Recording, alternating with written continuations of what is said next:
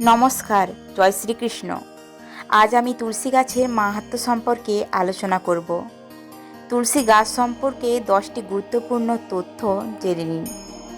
শাস্ত্রে বলা আছে তুলসী গাছ থাকলে মৃত্যুর দেবতা যমরাজও নাকি ঘরে ঢুকতে পারেন না।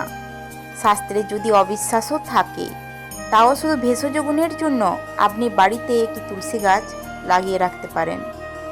বাস্তুর দিক থেকেও তুলসীর গুরুত্ব কম নয়। তাই ঘরে তুলসী গাছ রাখলে সংসারে শুভ অশুভ মাথায় রেখে কিছু নিয়ম মেনে চলা উচিত। 1. শাস্ত্রমতে বাড়িতে বা বারান্দায় তুলসী রাখলে উত্তর বা উত্তর পূর্ব দিকে রাখুন। 2. শিবলিঙ্গে বা শিবের পুজোয় তুলসী লাগে না।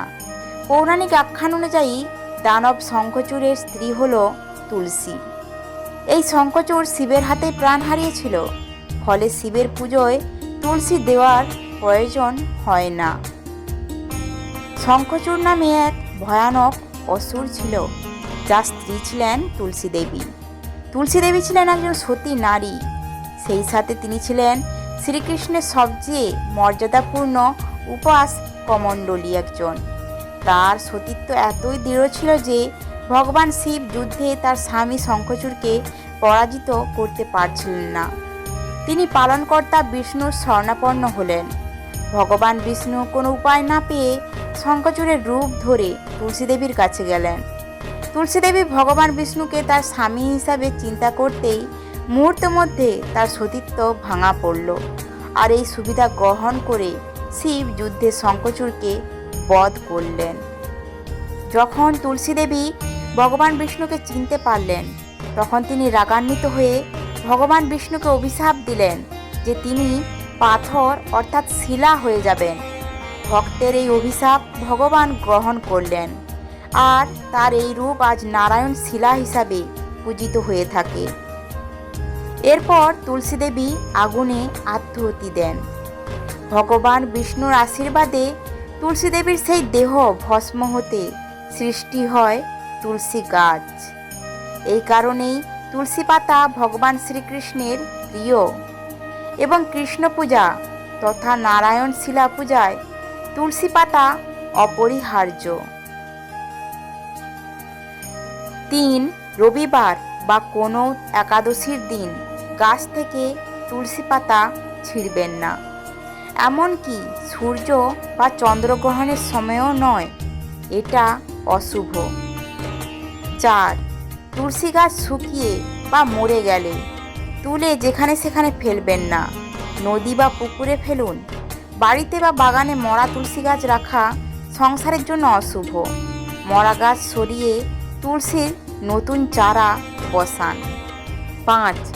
তুলসীকে আমরা স্ত্রী গাছ হিসেবে দেখি, এটা খেয়াল রাখবেন তুলসী গাছের পাশেই যেন না ক্যাকটাস বা কাঁটা জাতীয় গাছ থাকে, তাতে সংসারে অশান্তি বাড়ে।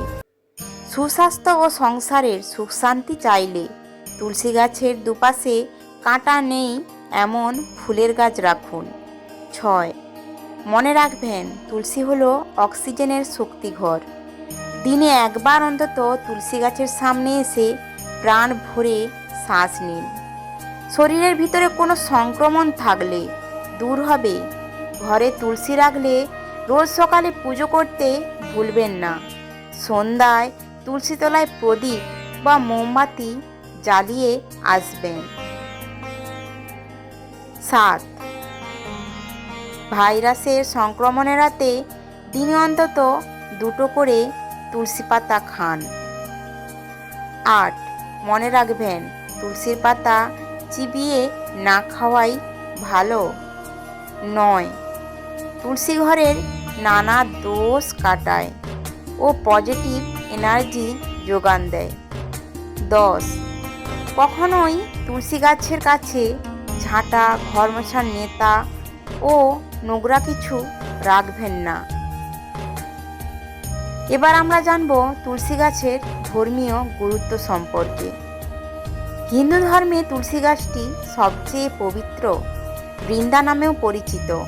হিন্দুরা এটিকে স্বর্গের প্রবেশদ্বার বা বৈকুণ্ঠ, ঈশ্বরের আবাস বলে বিশ্বাস করে। তুলসী গাছ ভক্তদের ঈশ্বরের কাছাকাছি যেতে বা মোক্ষ অর্থাৎ সংসার থেকে মুক্তি, মৃত্যু এবং পূর্বজন্মের চক্র অর্জনে সহায়তা করে। তুলসী গাছের বিভিন্ন অংশকে দেবতাদের বাসস্থান বলে মনে করা হয়। উপরন্তু তুলসীকে দেবী লক্ষ্মীর শারীরিক অবতার বলে মনে করা হয়। এইভাবে সমৃদ্ধি ও শান্তির জন্য প্রতিদিন স্নানের পরে তুলসী গাছের পূজা করা হয়। উপরন্তু ধর্মীয় উদ্ভিদ মানুষকে বাস্তুদোষ দূর করতে সাহায্য করে। প্রাচীনকালে পরিবারগুলি তুলসী গাছের পূজার জন্য একটি বিশেষ উৎসর্গ করত। লোকেরা তুলসী গাছ বা দেবী লক্ষ্মীর প্রতি শ্রদ্ধা জানাতে প্রদক্ষিণ করবে অর্থাৎ পরিক্রমা করবে। বাড়িতে একটি তুলসী গাছের উপস্থিতি নেতিবাচক শক্তি নির্মূল করতে বা মন্দ থেকে দূরে রাখতে সহায়তা করে। তুলসী গাছের নিরাময় ক্ষমতা আছে বলে কথিত আছে। এর ঔষধি গুণ রয়েছে এবং কাশি, সর্দি এবং অন্যান্য রোগের বিরুদ্ধে লড়াই করে। বৈষ্ণব দর্শন অনুসারে তুলসী গাছের পাতা ভগবান বিষ্ণুকে সবচেয়ে বেশি খুশি করেন। বৈষ্ণবরা এইভাবে বিষ্ণু মন্ত্র পাঠ করার সময় একটি তুলসীর মালা ব্যবহার করে। তুলসী গাছ তাদের ভগবান বিষ্ণুর কম্পন এবং আত্মার সাথে সামঞ্জস্যপূর্ণ থাকতে দেয়। হিন্দুরাও শুক্লপক্ষ একাদশীতে বা কার্তিকা মাসের একাদশ দিনে তুলসী পূজা করে। এই 2 দিনেই তুলসী গাছের বিয়ে হয় ভগবান বিষ্ণুর সঙ্গে।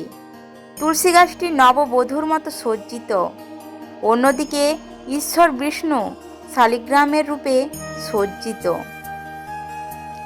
শালিগ্রাম গণ্ডকী নদীর তলদেশে পাওয়া একটি কালো জীবাশ্ম।